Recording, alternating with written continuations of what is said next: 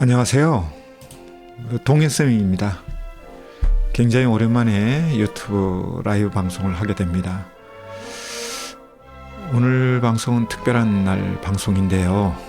그 이유는 어제부로 저의 채널 구독자 수가 3,000명이 넘었습니다. 뭐 몇만 명, 몇십만 명 되는 채널도 많은데 뭐 3,000명 가지고 뭐 그러냐 그렇게 말씀하는 분들도 계실 것 같은데요. 유튜브를 안 해보신 분들은 이해를 못할 겁니다. 예, 배경음악 소리를 좀 줄여야 되겠군요. 예, 이게요, 유튜브를 해보다 보니까, 이야, 정말 이 구독자 한 사람 한 사람이 얼마나 소중하다 그런 걸 굉장히 많이 느낍니다. 네. 사실 3,000명까지 올 때까지 뭐 쉬었다면 쉽고 어렵다면 어려울 수 있었는데요. 어쨌든 제 채널을 사랑해 주시고 구독해 주신 분들에게 먼저 감사의 말씀 먼저 드리고요. 자축의 의미로 유튜브 라이브 방송을 이렇게 준비하게 됐습니다. 여러분들이 한 땀 한 땀 이렇게 구독도 눌러주시고 또 좋아요도 눌러주시는 게 저에게는 굉장히 힘이 되고 동기부여가 되고 더 좋은 컨텐츠를 만들어야 되겠구나 이런 생각을 많이 하게 되는데요.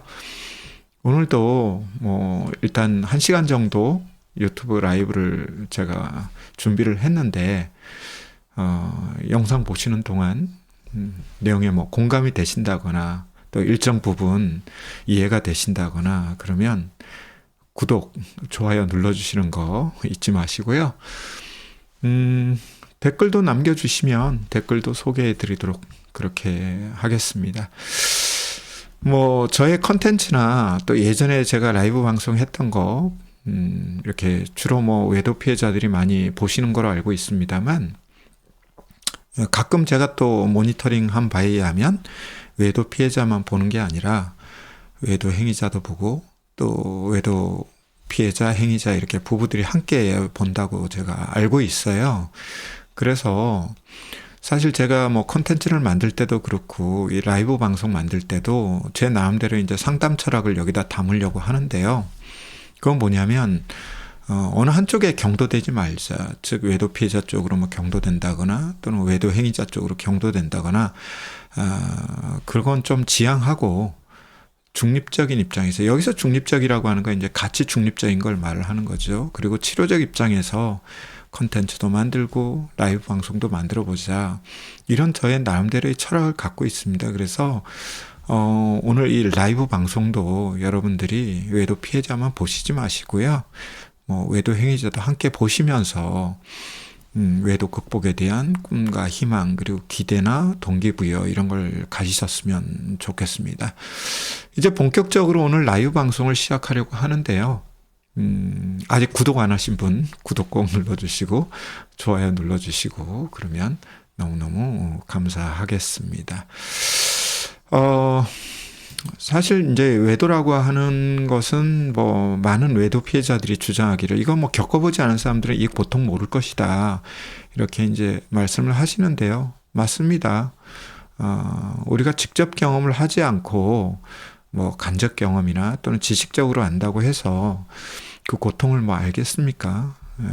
그걸 뭐 세세하게 알 수는 없지만 그럼에도 불구하고 우리가 상식적으로 꼭 뭐 뼈가 부러져 봐야 뼈 아픈 줄을 아나요? 그와 비슷하게 외도와 직면하지 않았다 하더라도 일정 부분은 굉장히 고통스럽겠다, 굉장히 힘들겠다 이런 정도는 일반인들도 공감을 합니다. 그래서 이 시간에 이제 뭐 외도가 얼마나 고통스러운지 뭐 이런 이야기를 나누기보다는 어떻게 하면 이제 외도를 극복할 수 있는지 그런 관점에서 좀 이야기를 해보자. 그래서 한 3가지 포인트를 제가 준비를 했습니다. 이 3가지 포인트는 디테일적인 부분은 아니고요. 큰 틀 또는 큰 숲을 본다는 관점에서 준비한 건데요.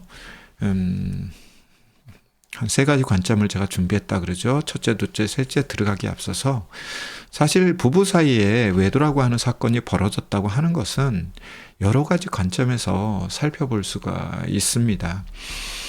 그런데 이제 유감스러운 것은, 여기서 유감스럽다고 하는 것은 이제 상담사 입장에서 말씀을 드리는 겁니다. 상담사 입장에서 유감스러운 것은 이제 외도와 직면하고 그래서 외도 상담에 이제 나오는 부부들이 있지 않겠습니까? 이런 부부들이 이제 외도를 좀 포괄적이고 종합적이고 이제 통합적으로 이렇게 접근을 하면 좋겠는데, 그거보다는 이제 가치 판단이라고 하는 것은 뭐 옳다, 그러다, 뭐 좋다, 나쁘다, 뭐 이런 거죠. 그 다음에 뭐 유죄냐, 무죄냐, 그러니까 행위자는 유죄고 피해자는 무죄고, 뭐 이런 프레임, 또는 외도를 도덕적, 윤리적, 뭐 경우에 따라서는 법적으로 이렇게 접근하는 경우를 많이 봅니다. 그런데 물론 이런 부분으로 접근할 수 있죠. 뭐 그게 뭐 잘못된 것은 아니죠. 근데 과연 그렇게 접근하는 것이 외도에 대해서 접근하는 데 있어서 이제 본질적인 접근일까라는 데서는 조금 의문을 갖는다, 이런 말씀을 드리고 싶거든요. 그래서 저는 이제 오늘 무슨 이야기를 나누고 싶냐면 좀 본질적인 부분에서 이제 접근을 하는 그런 내용을 준비했습니다.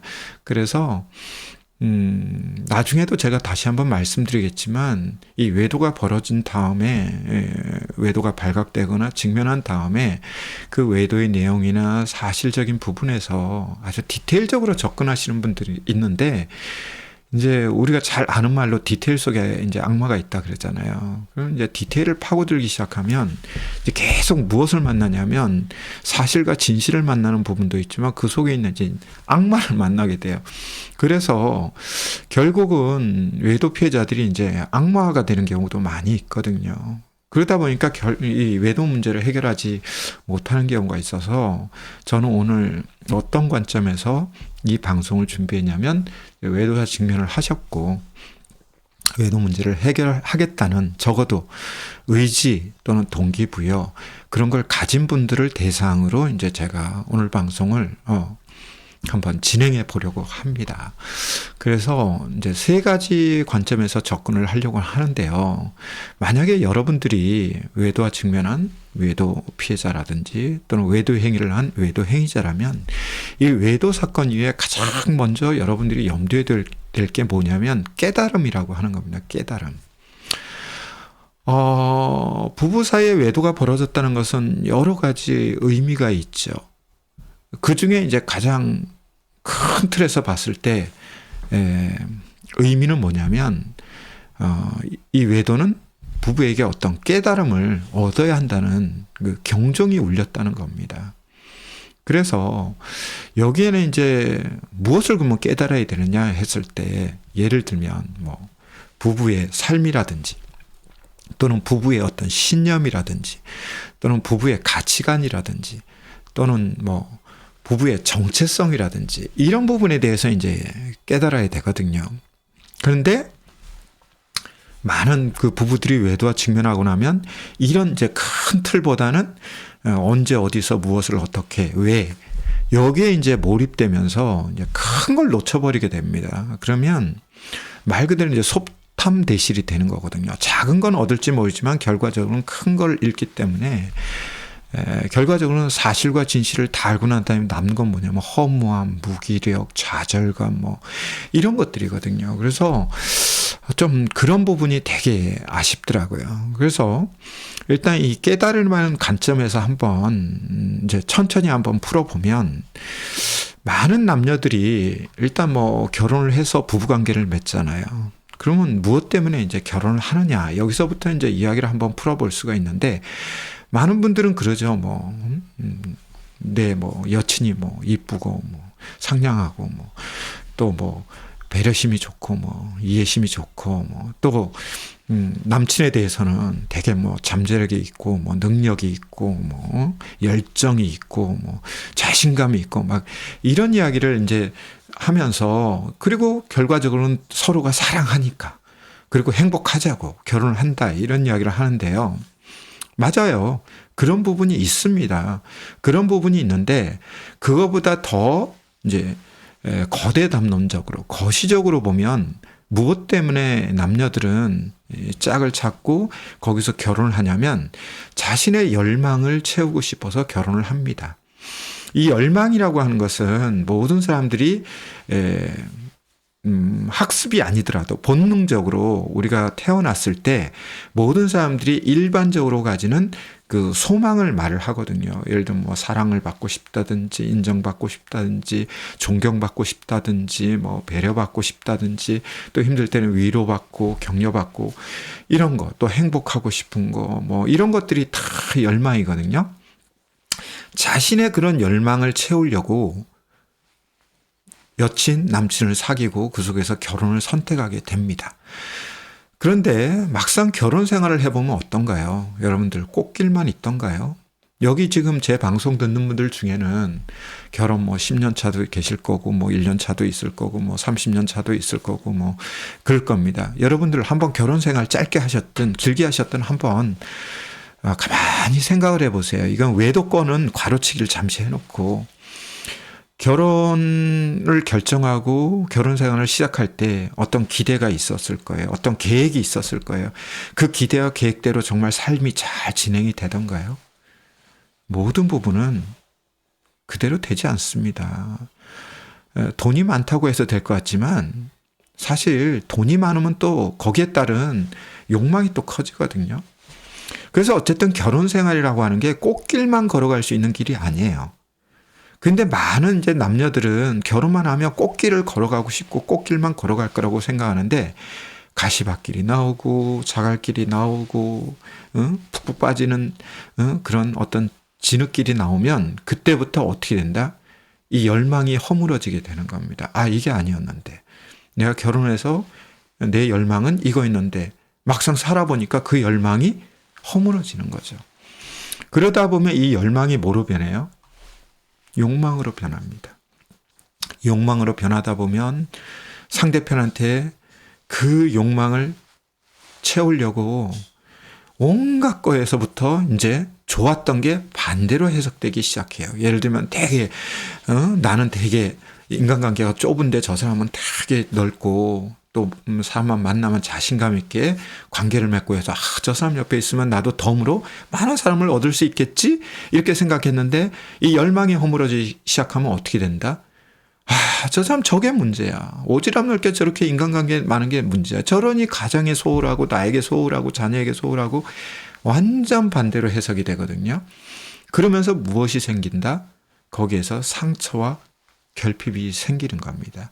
이때부터 부부들은 서서히 이 관계라든지 정서라든지 이런 것들이 점점점 이제 야곱야곱 나빠지게 돼요. 그런데 이런 것들이 온도 100도였다가 0도로 뚝 떨어지면 아이고 추워 이러겠죠. 근데 100도가 99도 되고 99도가 98도 되고 이렇게 야곱야곱 떨어지다 보면 나중에는 10도까지 떨어져도 사람들은 거기에 익숙해지다 보니까 추운 줄 모르다가 감기에 걸린단 말이에요. 그래서 이렇게 부부 정서나 관계가 서서히 나빠지고 있다는 것을 느끼지도 깨닫지도 못하고 있다가 이런 외도와 같은 이제 사건이 대형 사건이 빵 터져서야 그제서야 이게 왜 이렇게 됐지? 어디서부터 문제가 됐던 거야? 하면서 그런 어떤 인과관계를 막 따진다든지 상관관계를 막 따지는데 문제는 이런 외도 같은 큰 사건을 겪고 나면 고통이 몰려오기 때문에 그 고통에 집중하게 되고 거기에 따라서 시시비비를 가리려고 하기 때문에 큰 틀에서의 깨달음을 못하는 거죠. 그래서 외도란 사건이 딱 벌어지게 되면 어떻게 됩니까? 그날부터 전쟁 모드로 들어가는 거죠. 하루가 멀다 하고 외도 피해자는 외도 피해자대로 감정의 기복 그리고 생각도 막 혼란스럽고 복잡하고 이제 어디서부터 무엇을 어떻게 해야 될지 잘 모르겠고 이런 문제들이 막 생기면서 이제 두 사람은 밀당을 하기 시작하는 겁니다. 근데 사실은 두 사람이 어떻게 보면 정말 굵직한 거대 담론을 갖고 밀당을 하는 게 아니라 그거보다는 더 작은 범주에 그냥 내가 그냥 몰입하고 싶은 거에 매달려서 막 움직이고 있다는 걸 깨닫지 못하는 거죠. 그래서 결국은 이 외도라고 하는 방아쇠가 당겨진 건 분명히 맞지만 그 이후로 이걸 수습하지 못하고 결국은 뭐 이혼으로 파국을 맞이하거나 또는 같이 산다 하더라도 대면대면한 그런 삶을 살기 시작하는 겁니다. 그런 삶이 이어지다 보면 어떻게 돼요? 상대방에 대한 원망만 커지죠. 저 인간이 외도만 하지 않았다면, 저 인간이 좀 사과도 하고 반성도 하고 책임도 지고 그랬으면 이 문제가 해결될 건데 라는 그런 어떤 아쉬움, 섭섭함 이런 것들이 이제 외도 피해자 마음은 가득 차게 되고 외도 피해자는 아휴 이제 진짜 개목걸이 찼구나. 이제 내 평생에 행복은 없구나 하면서 아예 그냥 미래에 대해서 부정적인 예언을 하는 거죠. 근데 그 속에서도 서로가 불만 불평, 욕구 불만, 비난 공격 하는 것은 알지만 그 뒤에 무엇 때문에 내가 자꾸 이런 감정이 폭발하고 감정 노동이 심해지고 관계는 불안정해지는지 그걸 깨닫지 못해요. 그래서 결국 외도라고 하는 사건이 물론 크나큰 사건이고 엄청난 상처와 아픔을 주는 건 분명하지만 깨달음이 없다 보니까 어떻게 해요? 싸움도 아주 원색적으로 하고 아주 그냥 뭐라고 할까요? 품격 있는 싸움을 하지 못하게 됩니다. 그리고 서로가 상대편에게 그 책임을 떠넘기죠. 외도 피해자는 외도 행위자에게 떠넘기고 외도 행위자는 나는 진짜 죽을 만큼 열심히 노력하는데 알아주지 않는 저 외도 피해자가 문제다 그러면서 결국은 마음에도 없는 이혼 이야기 꺼냈다가 자존심 싸움을 해서 이혼으로 간다든지. 네. 그런단 말이죠. 무슨 뭐 대책과 대안을 갖고 이혼을 외치는 것도 아니에요. 그냥 홧김에 그냥 감정 반사적으로. 그래서 결과적으로는 가시밭길을 가고 있었는데 거기다 그냥 지뢰까지 심어가면서 가는 거죠. 어떤 분들은 이런 상황 오면 깨달음이 아니라 한탄을 하시더라고요. 내가 왜 저런 인간한테 콩깍지가 씌어서 결혼했는지 이런 이야기도 하시는데요. 그 당시에는 열망이 있었으니까 했겠죠. 근데 그걸 부인한다고 하는 것은 뭐냐면 깨달음을 얻을 수 있는 길을 막아버리는 거거든요. 사실 조금 제가 중립적으로 말씀을 드리면 사람들은 성공했을 때 깨닫는 것보다 실패와 좌절을 했을 때 깨닫는 게 훨씬 많거든요. 왜냐하면 사람들이 이렇게 평안하고 뭐 안정적일 때는 있잖아요. 사실 좀 불행한 부분이 있어도 그렇게 개의치 않아요. 예. 그냥 그럭저럭 넘어간다고요. 근데 뭔가 상실과 좌절과 실패 이런 게 다가오면 그때부터 인간은 굉장히 철학적인 존재가 되거든요. 왜 이렇게 됐지? 무엇이 문제였지? 근데 이때가 정말 기회예요. 성찰하고 통찰하고 탐색할 수 있는 기회인데 이거를 많은 외도 부부들은 싸우다가 그냥 넘어가요. 그냥 흘러보내요. 시간과 함께. 그러니 나중에 외도 피해자가 개가천선을 해와도 또 외도 피해자가 고통이 많이 완화가 돼도 이 깨달음이 없으니까 어떻게 산다? 그냥 예전처럼 또 삽니다. 예전처럼 살다 보니까 어떻게 돼요? 동일한 문제에 또 직면하게 되는 거죠. 그래서 외도가 재발되는 것을 많은 부부들은 외도 행위자가 저 성질 못 버리고 저 패턴을 못 버려서 그런다고 그러지만 사실은 부부 삶에 변화가 없기 때문에 그런 경우가 훨씬 많습니다. 이거 좀 냉정하게 우리가 생각해 볼 필요가 있습니다. 그래서 우리는 외도라고 하는 큰 사건을 겪었잖아요. 그럼 그 속에서 싸울 수도 있어요. 다툴 수도 있어요.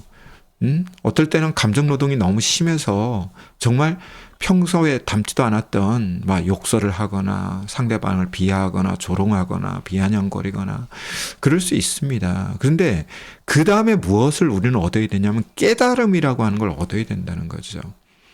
외도란 사건, 이렇게 크나큰 사건을 겪으면서 깨달음을 얻지 못하잖아요. 그러면 결과적으로는 그냥 이혼하시거나 그냥 이혼 안 하고 사시면 외도가 재발됩니다. 그래서 가장 우리가 이 외도를 직면한 다음에 제일 먼저 생각이 될 거는 이 외도가 나에게 묻는 질문이 뭔지, 나에게 주는 메시지가 뭔지, 그것을 가장 먼저 생각해 보아야 되는 것입니다. 어느 정도 이해가 되시는지 모르겠네요. 두 번째로 넘어가려고 하는데, 별꽃 호양님인가요? 안녕하세요. 삼촌 축하드립니다. 이게 맞나요? 맞습니다. 고맙습니다. 다음으로 둘째로 우리가 이제 외도와 직면한 다음에 극복의 길을 가고 싶으시다면 무엇을 해야 되냐면 변화라는 키워드를 잊어버리시면 안 돼요. 외도는 부부에게 어떤 강력한 메시지를 주냐면 그동안 살아온 부부의 삶에 대해서 변화를 주라는 신호거든요. 그런데 이 부분에 대해서 제가 상담 현장에서 만나보는 부부들을 보면 어려움이 많더라고요. 왜냐하면 앞에서 제가 말씀드린 것처럼 외도를 자꾸 이렇게 유죄냐 무죄냐, 또는 옳으냐 그르냐, 또 좋으냐 나쁘냐, 또는 도덕적으로 윤리적으로 법적으로 이렇게 가치 판단으로 접근하는 경우, 이제 외도 피해자는 이런 생각을 해요. 외도 행위자만 변화하면 된다.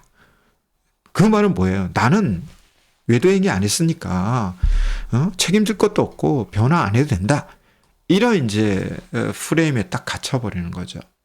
그런데요, 외도의 원인에는 있잖아요. 그 외도 행위자 개인적인 원인이 있어요. 그리고 두 번째가 이제 부부 사이의 어떤 관계성이라든지 애착이라든지 또는 정서라든지 상호작용이라든지 의사소통이라든지 이런 것들에 따른 또 원인이 있고요. 세 번째가 이제 외도 행위자의 그 원가족 원인도 있어요. 예를 들어 외도에 대물림을 한다든지 이런 거요. 그 다음에 이제 네 번째가 환경적 원인이 있거든요. 환경적 원인에는 이제 인적 원인이 있고 이제 그 외에 비인적인 원인이 있는데, 예를 들면 외도 행위자들을 보면요, 그 주변에 이미 외도 행위를 하고 있는 사람들이 존재합니다.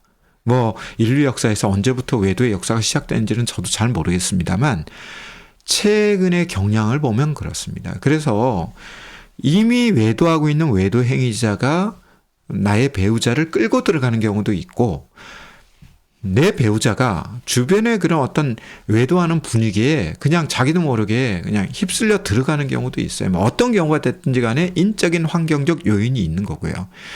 그 외에도 이제 여러 가지 이제 또 환경적 요인이 있거든요. 그래서 이런 이제 네 가지 원인인데 그 중에 하나가 뭐예요? 부부 사이의 어떤 원인도 제가 있다고 그랬잖아요. 따라서 이제 외도와 직면하였다 그러면 외도 행위자뿐만 아니라 외도 행위자도 변화를 시도해야 하거든요. 그런데 이게 이제 제대로 이렇게 작동되지 않잖아요. 작동되지 않으면 첫 번째 외도는 두 번째 외도로 이어집니다. 왜냐하면 앞에서도 제가 잠시 언급했습니다만 외도가 벌어지기 이전의 삶의 중간평가가 뭐냐면 외도란 사건이거든요. 이 외도 이전의 삶이 굉장히 나름대로 행복했던 부부들도 있고요. 알콩달콩한 부부도 사실은 외도와 직면할 수가 있고, 또 대면대면 하거나 서로 부부간에 정서적으로 메말랐거나 그러면 외도에 의하면 더 크겠죠. 어쨌든 알콩달콩한 부부라고 하더라도 자세히 이렇게 현미경적으로 들여다보잖아요. 그러면 그 알콩달콩이 하나의 착각이었을 수도 있어요. 그래서 두 사람이 그냥 행복하다? 이렇게 이제 마취가 된다고 할까요? 쇠뇌가 된다고 할까요? 그런 상태에서 살았지만 사실은 면밀히 검토해보면 그 안에 여러 가지 위험 요인들이 이렇게 자리하고 있는 부부들도 굉장히 많습니다. 예를 들어서 이런 경우가 있거든요. 부부싸움 거의 안 하세요. 어떤 부부인데. 그러면 부부싸움을 안 하니까 어떤 생각을 하겠습니까? 우리 부부는 굉장히 뭐 괜찮은 부부야 이렇게 생각할 수 있잖아요. 왜요? 사람들은 안 다투고 안 싸우면 일단 평온하다고 느끼는 거거든요. 그런데 제가 이제 그럼에도 불구하고 이제 외도가 벌어진 다음에 그 부부들이 이제 상담 현장 나왔을 때 물어보잖아요. 이 외도 이전에 어떤 삶을 사셨는지 좀 말씀을 좀 해줄 수 있으세요? 이렇게 하면 이게 분위기가 좋아서 안 싸운 게 아니고요. 한 사람이 걔게 이제 뭐 자존감이 낮다. 자존감이 낮은 사람들은 자기 주장 같은 걸 못 하거든요. 그리고 안 해요. 안 하니까 상대방의 어떤 요구나 어떤 욕구에 대해서 속에서는 아우 싫은데 하면서도 그냥 그걸 그냥 뭐 수용하거나 그냥 맞춰져 버리는 거예요. 그러면 당연히 부부 사이에는 싸움이 나지 않죠. 또 어떤 부부가 있냐면 부부 사이에 대화가 아주 일적인 대화만 있는 분들이 있어요. 뭐 진짜 이게 뭐 맞는 말인지 모르겠지만 옛날에 웃기는 이야기로 뭐 경상도 남자는 집에 오면 말 세 마디밖에 안 한다고 그러잖아요. 저기 뭐야 밥은 뭐 아는 뭐 자자 뭐 이런 이야기만 한다고 하는데 사실 이 말수가 적은 부부들은 사실 싸움도 적어요. 근데 속에서는 뭐가 쌓여있죠? 이 감정이라고 하는 게 누적되거든요. 예. 그러다 보면 이제 누군가가 그 막혀 있는 거를 탁 이렇게 터치해주고 그러면 내 욕망을 누가 건드려 주는 거잖아요. 그러면 남편이 됐든 아내가 됐든 그런 사람들한테 엮이기도 합니다. 그래서 뭐 안 싸운다고 해서 부부관계가 좋다, 부부관계가 건강하다 그건 아무도 장담하지 못하고요. 안 싸우는 데는 뭐 이슈가 없어서 안 싸우는 것도 있지만 또 두 분의 성정이 되게 소극적이고 뭐 싸울 거 있어도 아예 뭐 하려고 뭐 내 입에 더러운 말을 붙여 내 손에 왜 피를 묻혀 하면서 피하기 때문에 또 싸움이 안 나는데 사람들은 싸움이 안 나니까 우리 부부는 괜찮은 부부에 또 이렇게 또 갖다 붙인다는 거죠. 근데 아닐 수도 있어요. 어쨌든 이 변화는 외도 행위자 당연히 변화해야 되지만 외도 피해자도 같이 변화에 동참해야 한다는 거죠. 이것은 누가 더 잘못했다, 뭐 잘못 안 했다 이런 문제가 아닙니다. 이 변화라고 하는 것은 추가적인 외도를 방지하고 예방하기 위한 그런 아주 최소한의 그 연결고리예요.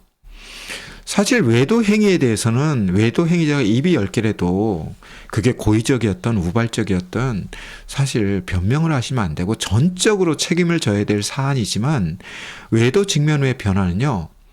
그거와 별개로 부부가 함께 해야 되는 그런 사안입니다. 그래서 이 점을 사실 인정하고 수용하는 부부들은요. 외도 사건이 벌어졌어도 그걸 극복하는 길을 가요. 그런데 가끔 보면은 이제 이런 경우가 있죠. 이 외도 문제를 해결하기 위해서 뭐 코칭을 받거나 상담을 받거나 여기에 대해서 자발적이거나 협조적인 외도 행위자도 있는데 대부분 보면 이제 비자발적이고 비협조적인 경우들이 많거든요. 그러다 보니까 이제 외도 피해자가 이중삼중으로 스트레스를 받아요. 나는 뭐 상담센터가 됐든 뭐 어떤 코칭가를 만나서 조언도 듣고 또 방법도 듣고 해서 어떻게든 이걸 해결해 가면서 뭐 아이들 때문이든 또는 뭐 부모님 때문이든 아니면 우리 부부가 또는 내 자신이 너무 소중해서 이걸 해결해야 되겠다 이런 생각을 하고 노력을 하는데 이렇게 도와주지 않는 그런 외도 행위자도 있어서 그게 문제이기도 하지만 의외로 외도 피해자들 중에도 이 상담이나 치료, 코칭에 저항하는 그런 분들이 굉장히 많은데요. 이런 분들이 왜 저항을 하냐면 예를 들어 뭐 전화 문의를 한다든지 또는 뭐 처음에는 어떤 기대를 갖고 상담을 나왔다가 이제 개별 상담 중에 이제 뭐 저하고 컨택이 되신 분들 중에 뭐 그런 경우가 있죠. 사실은 외도 행위자도 변화해야 되지만 외도 피해자도 변화해야 됩니다. 이런 말씀을 드리면 첫째 오해하시는 분이 있어요. 내가 왜 변화해야 됩니까? 난 외도하지 않았어요. 이래서 오해하시는 분이 있고요. 두 번째가 그 외도 피해자도 변화를 추구해야 된다는 말에 대해서 굉장히 기분 나쁘게 생각하고 거기에 대해서 저항적으로 나오시는 분들이 있어요. 그러다 보니까 어떤 때는 외도 행위자들이 뭐 미안한 마음이든 죄책감이든 또는 어떤 도의적인 뭐 책임감이든 이런 것 때문에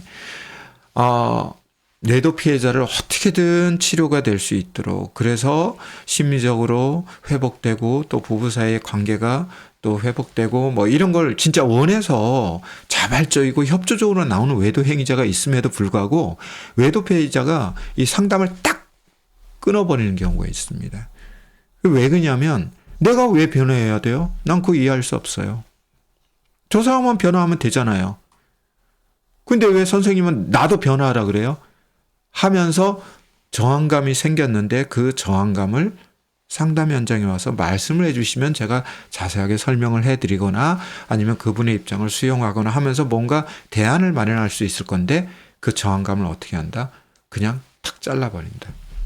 그러니까 외도 행위자도 뻘쭘해지는 겁니다. 가야 되나 말아야 되나 이러다가 또 자기만 가면 그걸 또 외도 피해자가 좋게 봐주는 것도 아니고 쇼하고 있네 이럴 수도 있고 생색내고 있네 뭐 이렇게 또 뭐 비꼬거나 뒤에서 조롱하면 사실 외도 행위자도 상담이나 치료나 코칭에 대한 동기부여가 뚝 떨어지거든요. 그래서 이 변화란 키워드에서 외도 행위자도 저항감이 생길 수 있지만 어쨌든 자신이 잘못했기 때문에 내가 변화해야 되겠구나 일말의 그 정도까지는 인지를 하거든요. 근데 외도 피해자들은 선생님 나는 헌신하고 충성하고 희생했는데 결과는 배우자의 외도가 이렇게 됐는데 내가 왜 변화해야 됩니까? 나 억울합니다. 나 그거 수용할 수 없습니다. 하면서 저항을 한 그런 경우가 있고 그래서 결국은 이런 치료가 중단되는 경우가 있는데요. 당연히 이건 지혜롭지 못한 결정일 뿐만 아니라 뭐라고 말씀을 드릴 수 있냐면 상식적이지 않다 이런 말씀을 드릴 수 있어요. 한번 여러분 생각해 보십시오. 병리적으로. 내가 어디가 심하게 아파요. 그냥 뭐 잠시 누워있으면 괜찮겠지 이런 수준이 아니에요. 계속 통증이 계속 2일, 3일, 5일, 6일 계속 이어집니다. 그러면 상식적인 건 뭐죠? 병원 가서 아무 이상 없습니다 하는 이야기를 듣더라도 병원 가지 않으세요? 그게 상식적이지 않으세요?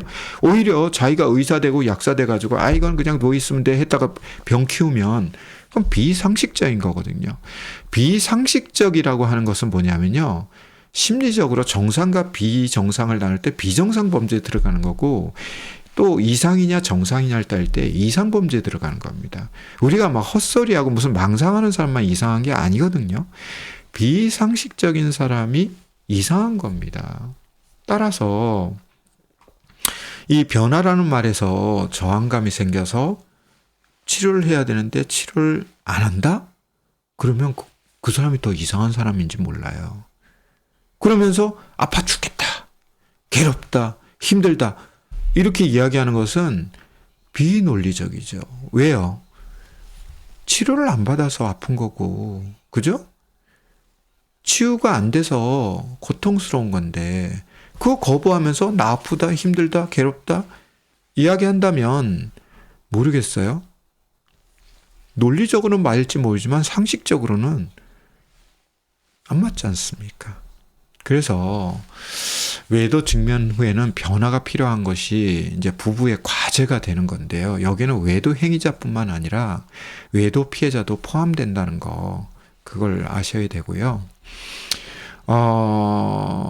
제가 이런 예를 하나 좀 들어보려고 합니다. 이게 사실 외도하고는 크게 뭐 관심이 없지만 여러분들이 이제 외도라는 거를 이렇게 벤치마킹을 하면 조금 이해가 될 수 있어요. 이제 일반적으로 보면 남편들이 아내들보다는 이제 가사에 뭐 소극적이거나 또는 무관심하거나 또는 좀 무능력합니다. 그래서 아내들이 남편들한테 뭐 이렇게 부탁해가지고 이제 시켜보면요 마음에 안 들어요. 그런데 그런 이제 마음에 안 들다 보니까 아내들이 이제 남편들을 이제 가사에서 열애시키거든요.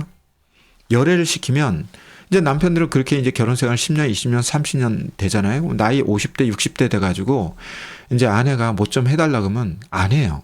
왜 안 하냐면 안 하는 게 이제 익숙하게 되는 거예요. 근데 그런 상황이 오면 아내들은 이제 남편들을 막 비난하거든요.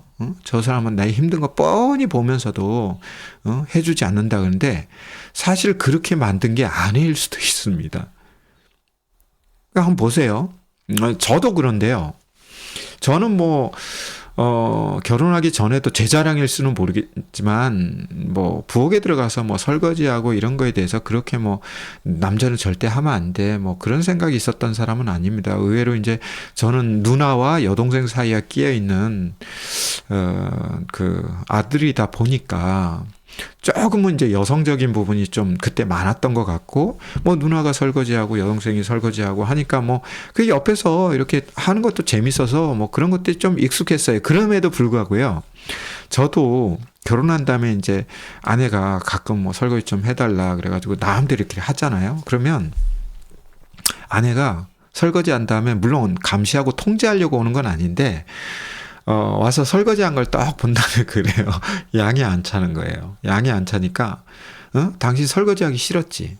응? 그래서 제가, 아니, 너 설거지하기 싫은 건 아니었는데? 뭐 때문에 그래? 그러면, 여기 밥풀 보라고, 여기 고춧가루 보라고, 여기 기름기 보라고, 이왕 하는 거 똑바로 하지. 이게 뭐냐고 하면서 이제 타박을 많이 들었습니다. 올해 결혼 30년 차인데요.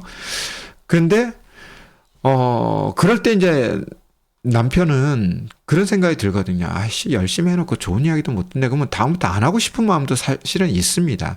있는데, 거기에 이제 아내들이 기름에 불 붙듯이 확 말하지. 이따구로 하려면 다시는 하지 말라고.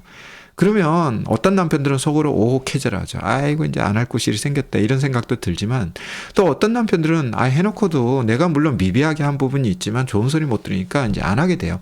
그래서 10년, 20년, 30년 살아보세요. 나중에 아내분들이 힘들고 이럴 때 부탁하면 그때 이제 서투니까 뭘 하겠습니까? 그러니까 이제 안 하게 되는 거예요. 그래서 결과적으로는, 남편이 가사에 소홀하게 되는 거, 이런 것들이 남편 자체의 어떤 성정의 문제일 수도 있지만, 아내가 자기 양에 차지 않다 보니까 하지 말라고 이렇게 탁 잘라버리면서 그 숙달되는 걸 막아버릴 수도 있거든요. 이게 외도와 무관한 사례처럼 이렇게 들릴 수 있는데, 그 외도를 억지로 여기다가 딱 끼워 놓으면요, 어떻게 이제 해석을 할 수 있냐면, 아까도 말씀드렸다시피 외도행위 그 자체는 뭐 외도행위자의 전적인 이제 책임이라는 거 하는 것은 삼척동자도 아는 이야기지만, 이제 외도가 그 벌어지는 과정이 있잖아요. 그 과정에서는 100대 0이 없습니다. 부부 사이에 뭐 9대 1이 될지 2대 8이 될지 이게 뭔가가 있어요. 뭔가가. 그 피해자가 헌신하고 희생했다고 하더라도 그 속에 분명히 위험 요소가 있다고 아까 제가 깨달으면서 말씀드렸잖아요. 그와 비슷하게. 그래서 결국 그런 부분들이 존재하기 때문에 무엇을 해야 된다?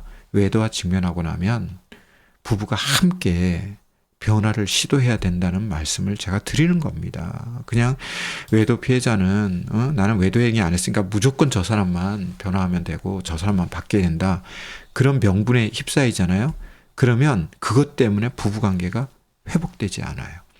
부부의 정서가 회복되지 않아요. 그러니까 회복되지 않는 방법을 선택해놓고 왜 이렇게 회복이 안 되냐? 그렇게 외치는 거는 그걸 모순이라고 하는 거죠. 예. 뭔가가 안 맞지 않습니까? 그래서 이 변화라고 하는 키워드가 굉장히 중요하다는 것을 꼭 말씀을 드립니다. 예. 그리고 여기서 제가 변화를 또 강조하는 한 가지 이유가 있어요. 그거는 이 부부들하고 외도 상담하다 보면요, 뭐 피해자도 그렇고 행위자도 그렇고 하는 이야기 중에 이런 거 있어요. 선생님, 이 상담 받더라도 우리 부부가 과거처럼 그렇게 살아갈 수 있을까요? 이런 질문을 저한테 하거든요. 그래서 제가 그때 약간 정색을 하면서 말씀을 드려요. 그거는 위험합니다. 이렇게 말씀드리거든요. 그게 뭐냐면, 외도라고 하는 그 벌어지는 과정에서 부부 사이에 뭐 9대 1이 됐든 8대 2가 됐든 뭔가 밀당이 있다 그랬잖아요. 근데 그 삶이 지금 고통스럽다고 해서 2대 8, 9대 1 그 밀당의 삶이 더 좋다라고 생각할 수가 있잖아요. 지금이 괴로우니까. 예를 들어 예전에 두 끼 먹고 사는데 지금 굶으면 아이고 두 끼 먹었던 시절이 좋지 하는 그런 이제 뭐라고 할까요? 뭐 인지적 부조화라고 할까요? 그런 생각이 들듯이 지금 괴로우니까 과거가 지금보다 덜 괴로웠으면 그게 좋다고 그 삶으로 퇴행하려고 하는 사람들이 있는데 그러면 안 되는 겁니다. 그러면 또다시 외도와 재발하는 겁니다. 그래서 과거의 삶보다 더 변화되고 과거의 삶보다 더 업그레이드된 그런 삶으로 변화를 하셔야지 과거의 삶으로 되돌아가는 즉 퇴행하는 걸 변화다 이렇게 생각하는 것은 굉장히 위험하다 이런 말씀을 드립니다. 마지막으로 세 번째 이야기를 하겠는데요. 혹시 제 방송을 보시는 분들 중에 뭐 질문이 있거나 하는 분들 댓글로 올려주시면 제가 아는 선에서 간단하게 답변을 드리도록 하겠습니다. 외도와 직면한 다음에 마지막 세 번째로 우리가 오늘 거대 담론에서 따져봐야 될 게 뭐냐면 극복이라고 하는 키워드입니다. 극복. 제가 이제 가끔 제가 만들어 놓은 콘텐츠에 이제 댓글로 올라오는 것들 보면 너무 이 극단적인 표현들로 댓글을 쓰시는 분들이 있어요. 예를 들면 외도 그러면 무조건 이혼해야 된다. 외도 무조건 위자료 소송해야 된다. 막 이런 식으로 1은 1, 2는 2 이런 식으로 하는데요. 물론 외도라는 사건이 벌어지면 이혼할 위험성이 높고 가능성이 높죠. 그런데 이혼을 하느냐 안 하느냐 여부를 떠나가지고요. 외도가 벌어졌으면 이거는 극복해야 될 사건입니다. 왜냐하면 이 외도는 부부만의 문제가 아니거든요. 외도는 자녀가 있다면 자녀한테 악영향을 미칩니다. 어떻게 보면 그 핵가족의 문제가 될 수 있는 거죠. 그래서 실제로 제가 상담을 해보다 보면 있잖아요. 외도의 피해자였던 분이 외도의 행위자가 되는 경우가 많은데요. 그런 경우가 언제 있죠? 한 두 가지 정도를 제가 말씀을 드릴 수 있어요. 하나가 뭐냐면, 이제 부모의 외도 때문에 이제 자녀일 때 외도의 피해를 겪었던 분이 나중에 성인이 되고 결혼을 해서 외도 행위자가 되는 경우가 이제 하나가 있고요. 또 하나는 외도 피해자로서 이혼을 했는데 돌싱남이나 돌싱녀로서 어떤 유부녀나 유부남과 관계를 맺어 이제 외도 관계가 형성되는 그런 케이스가 있고 또는 재혼을 한 다음에 내가 외도 피해자였는데 재혼 안에서는 외도 행위자가 되는 이런 경우가 있습니다. 근데 제가 조금 전에 이제 이혼 여부를 떠나서 이거 극복해야 된다 이런 말씀을 드렸던 이유가 뭐냐면 첫째, 내 자녀가 우리 부부의 외도 사건과 직면했다면 사실 우리 자녀들한테 상처도 갔겠지만 취약성도 생긴 거거든요. 그래서 이런 부분을 적어도 예방하려면 이 부부가 외도를 극복해야 되고 또 외도 때문에 내가 피해자로서 이혼을 했다 하더라도 또는 행위자로서 이혼을 했다 하더라도 추가적인 외도를 할 수 있는 두 사람 다 행위자가 될 수 있기 때문에 극복을 해야 되는 겁니다. 그리고 이제 재혼 관련해서는 제가 조금 이따 이야기를 다시 할 건데요. 어쨌든 이런 관점에서 외도는 이혼을 하느냐 안 하느냐를 떠나서 극복을 해야 된다. 그리고 이 극복을 하는 데 있어서 베이스에 깔리는 게 뭐냐면 그거는 치료라고 하는 겁니다. 치료. 이 세상에는 그냥 A와 B가 존재하는 것 같지만 A가 B로 넘어가거나 B가 A로 넘어오는 그 사이에는 일종의 촉매라고 하는 게 있습니다. 촉매.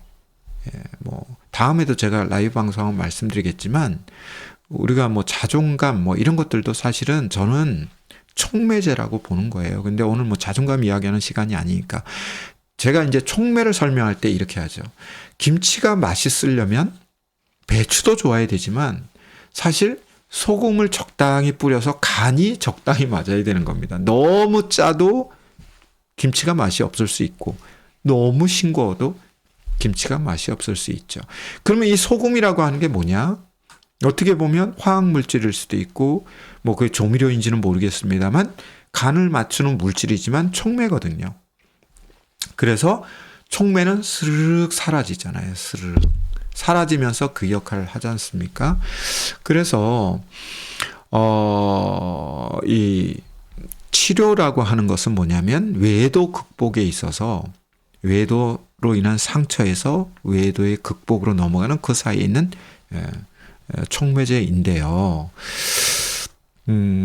따라서 막연히 내가 극복해야 되겠다 그렇게 해서 되는 게 아니고 치료라는 과정을 통과하지 않으면 뭐 극복을 못하는 건 아니지만 굉장히 시간이 오래 걸리거나 아니면 오히려 극복하는 과정 속에서 추가적으로 이제 상처를 맛볼 수가 있죠. 이 부분은 조금 이따 이야기를 하고 제가 이제 재혼 이야기를 좀 한다고 했는데 외도 직면 후에 이제 뭐 처음에는 뭐 어떻게든 극복해보자 이러면서 밀당하다가 안 되면 이제 이혼으로 가시는 분들이 있잖아요. 근데 이혼하시는 분들이 이혼할 당시에는 이제 너무 이제 상대 배우자에 대해서 행위자였던 피해자였던 이제 염증을 느끼다 보니까 아유 내가 이제 돌싱되면 그냥 혼자 속 편하게 살 거야 이러면서 다시는 이성을 만나지 않겠다고 이야기를 합니다. 그런데요. 이혼 커뮤니티에 가보면 제가 많이 읽는 글들이 뭔지 압니까? 제가 일부러 그것만 찾아 읽는 거 아니에요. 외롭다, 고독하다, 쓸쓸하다, 뭐 억울하다, 뭐 이런 거예요. 사실 이혼하면 뭐 모든 게 뭐 부정적인 것만 있겠습니까? 긍정적인 것도 있어요. 배우자한테 얽매이지 않으니까 뭐 진짜 나쁜 짓만 하지 않으면 자유롭게 살 수 있죠. 뭐 그리고 경제적인 서포트 되고 뭐 예? 건강 어느 정도 자신 있고 하면. 그런데요. 사람이란 존재는 이래요. 단 1년만 부부 생활을 해도요. 익숙해지는 부분이 있어요. 둘이 있다가 혼자가 되면 이런 이제 심리적으로 외롭고 고독하고 쓸쓸하고 거기에 또 외도까지 있으면 피해자 같은 경우는 억울하거든요. 꼴보기 싫은 배우자는 사라졌지만 예, 억울하거든요. 그러니까 이제 억울할 때, 우울할 때, 무기력할 때, 이럴 때, 화날 때 뭐예요? 술 마시잖아요. 예, 그래서 이제 이혼한 다음에 술 늘어나는 분들이 되게 많고 또 이제 이런 외로움 때문에 어떤 커뮤니티에 가서 사람을 뭐 만나거나 또는 뭐 오프라인에서 사람을 만나면서 이혼할 때는 뭐 다시는 뭐 내가 뭐 이성하고 뭐 아유 지겹다 이러면서 그러던 분들이 의외로 뭐 동거의 삶을 살다거나 또는 재혼을 선택하는 경우가 있는데요. 이런 분들이 이 외도를 극복하고 외도를 극복하는 데 있어 치료를 받지 않으면 어떻게 해야 되는지 아세요? 재혼까지는 성공할 수 있는데 다시 재이혼하는 경우가 많더라고요. 그거는 두 가지 문제가 있어요. 아까도 제가 살짝 말씀드렸지만 이 이혼하신 분이 외도 피해자에 있다가 외도 행위자가 되는 경우가 있고 두 번째는 재혼한 파트너가 즉 재혼 배우자가 외도하는 경우가 있죠. 왜 그러면 그런 일이 벌어지느냐. 외도로 이혼하신 분들은 온갖 촉이 어디에가 있겠습니까? 내가 다시 이성을 만난다면 적어도 바람피지 않을 사람에 대해서 촉이 높거든요. 그게 인간의 그게 욕망이에요, 사실은. 예? 그래서 찢어지게 가난했던 사람들은 어떻습니까? 이왕이면 돈 있는 사람 만나고 싶잖아요. 그죠? 그리고 전 배우자가 되게 막 정서적으로 취약했다 그러면 다정다감한 사람 원하거든요. 그러다 보니까 온갖 촉이 어디가 있냐 재혼하고도 혹시 이 사람이 이성관계가 생기면 어떡하지? 그래서 그런 부분에 대해서 전혼 그러니까 앞전자를 쓰는 거죠. 전혼관계에서 해결되지 않은 문제를 재혼과정으로 끌고 와가지고 그냥 혼자 끙끙 앓면서 감시하고 통제하고 검열하고 조금만 이상하면 예? 또 이 사람도 또 어떤 이성 문제 만드는 거 아니야?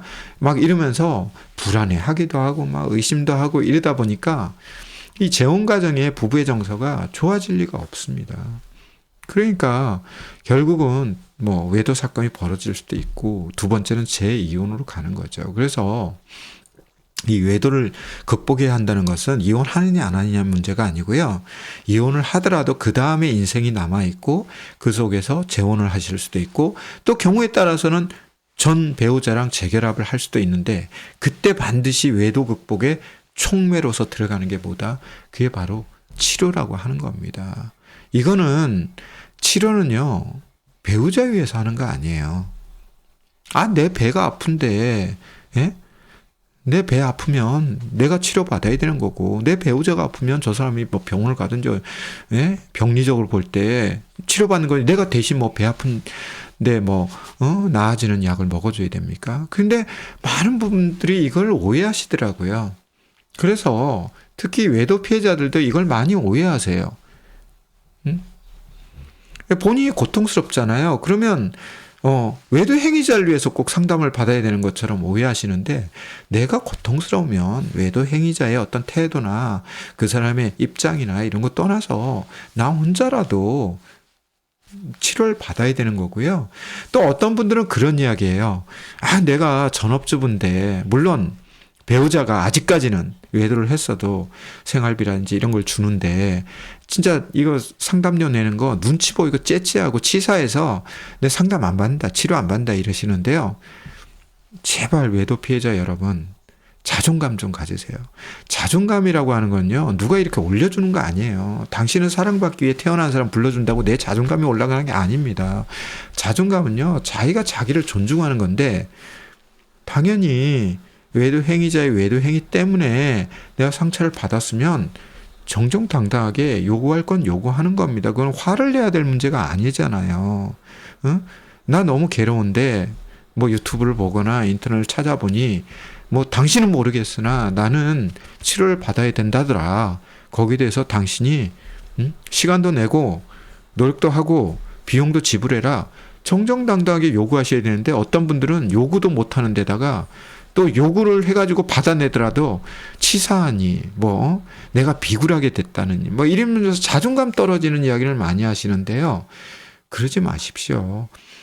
정정당당하게 요구할 거는 요구하시고, 거기에 대해서 외도 행위자가 비용을 지불하면 고맙지 않습니까? 그러면 그거는 인정을 해줘야 되는 겁니다.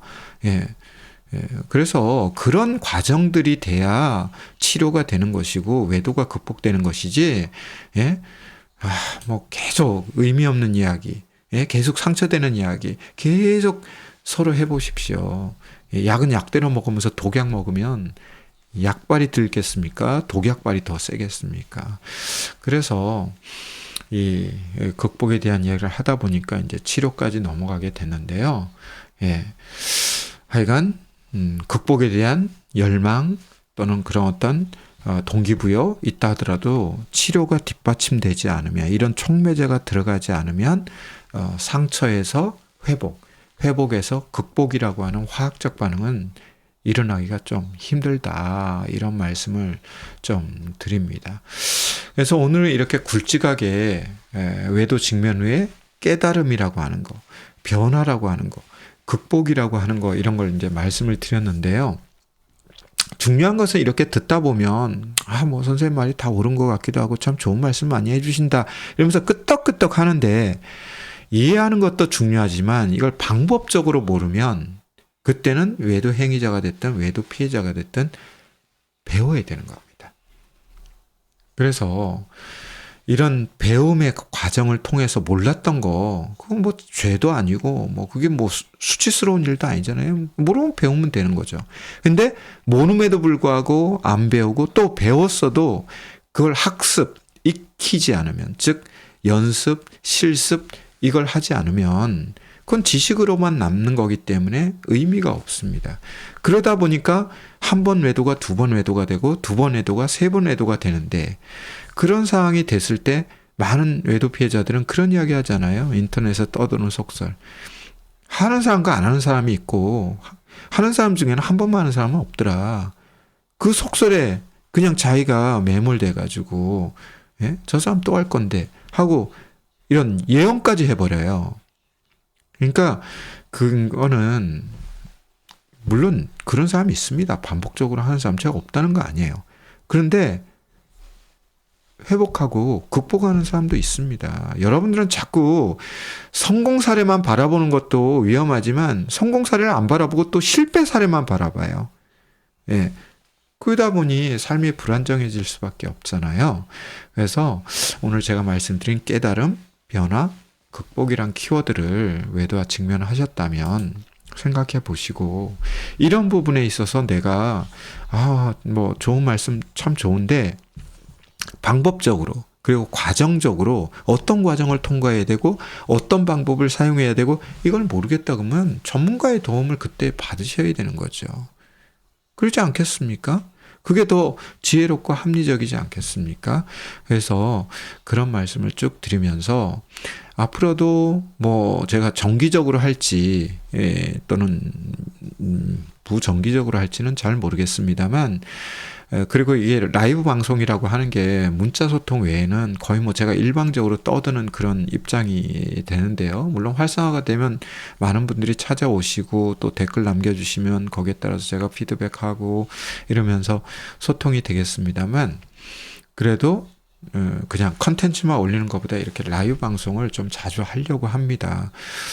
시간도 좀 길게 잡아서 좀 더 심도 있게, 뭐 예를 들어 자존감에 대한 이야기를 한다면 막연히 그냥 사전적 의미를 다루는 것보다 그거보다 더 그 밑에 있는 행간이라든지 그 내면에 대한 이야기를 하면서 여러분들이 실제적으로 자기를 제 이 유튜브를 보면서 좀 비춰본다고 할까요? 그게 뭐 외도 행위자가 됐든 외도 피해자가 됐든 관계없이 그런 시간을 많이 가지려고 합니다. 그래서 수시로 찾아와 주시면 좋겠고요.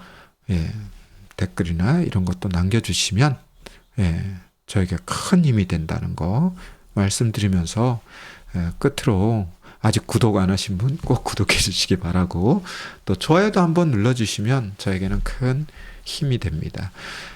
그럼 오늘 준비한 건 여기까지고요.